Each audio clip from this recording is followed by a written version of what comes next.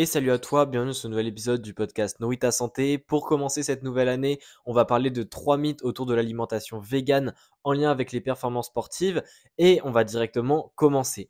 Le premier mythe, c'est de tout simplement penser que une alimentation végane va faire qu'on ne va pas manger suffisamment de protéines et ça c'est surtout avec la tendance qu'on a à penser que les viandes et poissons apportent beaucoup plus de protéines que les sources végétales, ce qui peut en soi paraître vrai si on compare vraiment d'un point de vue quantitatif, c'est-à-dire si on compare 100 grammes de viande avec 100 grammes de lentilles.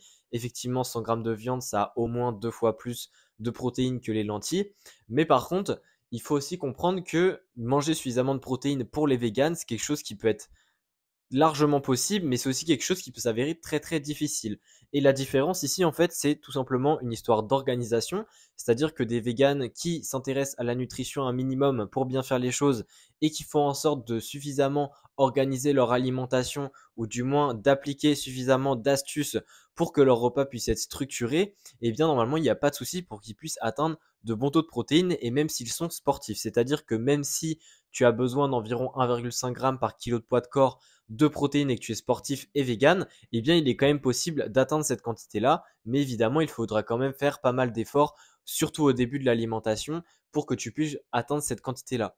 Donc ça, c'est un mythe, même si en soi c'est assez vrai, puisque on remarque quand même, et les études le prouvent, que généralement entre différents types de diètes, eh bien la diète végane est beaucoup plus à risque d'avoir une déficience en protéines, mais on se rend aussi compte que c'est possible, même avec une diète végane, d'être en excès de protéines en quelque sorte, ou du moins de manger trop de protéines pour ne pas forcément que ce soit très utile. Donc ça montre bien qu'avec suffisamment d'organisation et de connaissances au niveau des sources de protéines parmi les sources végétales, il est totalement possible de manger suffisamment de protéines pour que tu puisses couvrir tes besoins en tant que sportif. Deuxième mythe, on attaque, c'est de tout simplement penser que la diète végane va tout simplement mener à des manques de nutriments essentiels pour la performance sportive. Et c'est encore une fois vrai pour certains nutriments, notamment on pense à la vitamine B12 qui est très connue puisque on sait que la vitamine B12 on la trouve très très peu dans les sources végétales, c'est exclusivement des sources animales et c'est surtout dans des aliments enrichis en vitamine B12 par l'industrie, on va dire, qui peuvent du coup contenir de la vitamine B12, même si c'est de la source végétale pour le coup. Mais il n'y a pas que la vitamine B12, il y a aussi le fer qui est il y a aussi le fer qui est réputé, il y a aussi le zinc, il y a aussi le calcium. Il y a pas mal de nutriments où il y a pas mal de risques justement pour les véganes à ce qu'ils soient en déficience. Et justement, il y a d'autres nutriments où c'est plutôt l'inverse.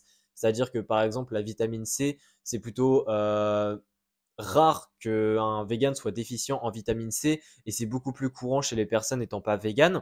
Mais il y a aussi, comme je l'ai dit, des nutriments qui sont plus à risque et ça, c'est comme toutes les diètes au final. Donc, c'est pas tant un mythe que ça, mais ce qu'il faut comprendre, c'est que c'est largement possible en étant vegan et encore une fois en étant informé de ne pas être en carence de nutriments, c'est-à-dire que dans le cas de la vitamine B12, de prendre des aliments suffisamment enrichis en vitamine B12 dans sa journée pour que tu puisses atteindre tes apports ou alors même que tu puisses te supplémenter en vitamine B12. Si par exemple tu fais des tests et que tu remarques que tu es en carence et que tu vas voir ton médecin, il est totalement possible d'avoir des suppléments.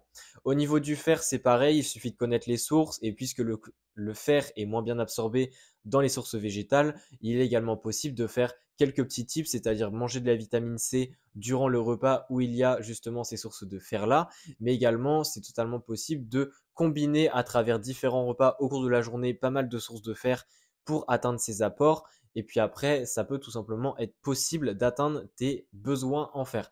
Donc, il y a pas mal de méthodes, encore une fois, et comme le premier mythe, c'est une histoire d'organisation et de connaissance, c'est-à-dire que oui, c'est peut-être pas un mythe à 100% puisqu'il y a une part de vérité, mais ça ne veut pas dire que tous les véganes vont forcément manquer de nutriments pour la performance sportive et qu'avec un petit peu d'effort de ton côté par rapport à ta diète végane, t'intéresser à comment faire pour justement surmonter cette épreuve qui est de ne pas être en carence. Et au final, même en étant omnivore, on peut très bien être en carence de plusieurs nutriments. Donc ça nous concerne aussi si on mange de la viande et du poisson, etc.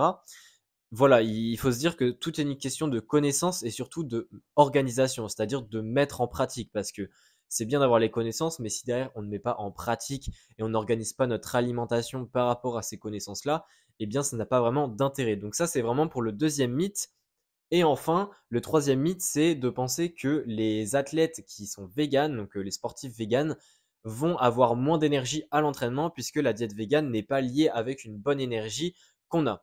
Alors ça, il y a pas mal de choses à dire. La première chose à dire, c'est que l'énergie en tant que telle, ça vient des calories, c'est-à-dire que l'alimentation apporte des calories, et même s'il y a des calories qui viennent des glucides, des lipides et des protéines, eh bien une calorie, ça reste quand même en soi de l'énergie, et que donc si on mange suffisamment de calories, en théorie, on devrait avoir assez d'énergie. Au niveau de la diète végane, il est vrai que pour certaines études, et même la plupart des études ont prouvé que généralement des personnes véganes mangeaient un petit peu moins de calories sur la journée que des personnes omnivores par exemple, mais que c'était quand même suffisant pour que ça puisse atteindre leurs besoins dans la plupart des cas, et que du coup ça puisse mener à suffisamment d'énergie puisque les besoins étaient atteints. Donc ça déjà c'est le premier point. Deuxième point, c'est qu'au niveau des glucides, on dit généralement que pour le sport, il faut manger des glucides pour justement avoir de l'énergie. Eh bien, c'est totalement vrai. Et en plus de ça, on remarque généralement que les véganes, dans leur apport total de la journée, mangent plus de glucides en proportion de calories dans la journée que les omnivores. Donc ça, c'est le deuxième point. Et c'est un point en fait qui pourrait limite nous faire dire que si on se réfère à la théorie, eh bien, vu qu'ils mangent plus de glucides, ils auront peut-être un peu plus d'énergie à l'entraînement. Alors, c'est pas aussi simple que ça, mais c'est aussi pour montrer que c'est pas un argument de dire qu'ils n'ont pas assez d'énergie alors qu'ils mangent beaucoup de glucides. Donc ça, c'est le deuxième point. Et le troisième point, eh bien, c'est évidemment que l'énergie n'est pas que liée à l'alimentation. Si déjà les véganes, dans la plupart du temps, mangent suffisamment d'énergie en calories, mais également qu'ils mangent beaucoup de glucides dans leur répartition de macronutriments, déjà, il n'y a pas de raison qu'il manque d'énergie par rapport à l'alimentation, mais il y a également d'autres choses qui peuvent mener à une baisse d'énergie. C'est déjà le mental, puisqu'évidemment, si on n'est pas bien mentalement, etc., eh bien, on a une baisse d'énergie à l'entraînement, mais c'est plutôt un côté mental. Et il y a aussi d'autres habitudes, c'est-à-dire le fait d'être actif à côté de l'entraînement, puisque faire de la marche, etc., ça a tendance à nous redonner un peu d'énergie, même si en théorie on en consomme. Et il y a évidemment le sommeil, c'est-à-dire que si le sommeil n'est pas au point, alors que si le sommeil n'est pas au point et on dit tout de suite non, c'est l'alimentation végane qui fait ça, peut-être que d'abord il faudrait régler le sommeil et voir si ça va mieux ou alors si c'est toujours un problème. Donc voilà, ça encore une fois, au niveau de l'énergie à l'entraînement, il y a tellement de facteurs. Il y a aussi le pré-workout qui impacte ça. Et d'ailleurs, j'ai un petit cours disponible sur mon site sur le pré-workout, une seule heure de cours pour tout savoir dessus et pour améliorer tes performances sportives. Donc, si ça t'intéresse, n'hésite pas à aller sur mon site. C'est directement sur la page d'accueil que tu verras le cours en question, qui s'appelle Catalyseur de perf. Mais voilà, pour revenir au sujet, dire que l'alimentation végane ne donne pas assez d'énergie pour bien performer, c'est beaucoup trop rapide en termes de conclusion. Et évidemment, il faut beaucoup plus creuser. Et évidemment, l'alimentation végane ne peut tout simplement pas être structurée de la bonne manière et ça peut mener à des apports insuffisants d'énergie, à, je sais pas, des glucides qui sont pas forcément top en termes de digestion et donc ça impacte les performances. Il y a évidemment des causes possibles, mais il ne faut pas dire de manière globale, en incluant tous les véganes, que ce n'est pas fait pour avoir suffisamment d'énergie. Voilà en tout cas pour ces 3 mythes sur l'alimentation végane. J'espère que ça t'aura plu. Évidemment, si t'es pas végane, c'est aussi intéressant de savoir ça. Surtout si tu as un entourage qui l'est, ou même si tu as un entourage qui est végétarien, qui est déjà une alimentation qui se rapproche pas mal de ça. Donc si, encore une fois, tu veux en savoir plus sur le pré-workout, comme je l'ai dit, n'hésite pas à aller sur mon site, ça devrait te plaire. Et sinon, on se dit à la prochaine pour un nouvel épisode. Allez, salut!